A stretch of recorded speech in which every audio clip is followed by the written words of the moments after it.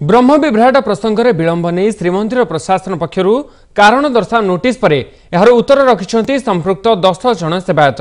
पूर्व दैतापति निजोग संपादक प्रेमानंद दास महापात्र प्रशासन निकट में लिखित उत्तर रखिते।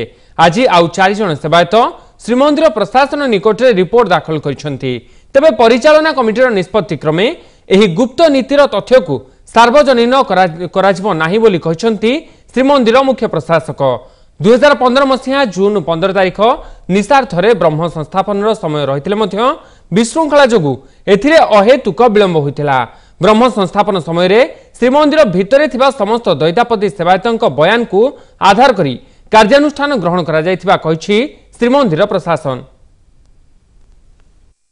आमर मैनेजिंग कमिटीर निष्पत्ति प्रकार आपण मन कहुला से रिपोर्ट को आम पब्लिक करूनी आ जो मैंने ये थे नोटिस दि जाव से नोटिस पाई सारा पर जो दैतापति मान जो मैंने अच्छा टोटाल 10 जन अच्छा नोटिस दिखाई से उत्तर रखिए।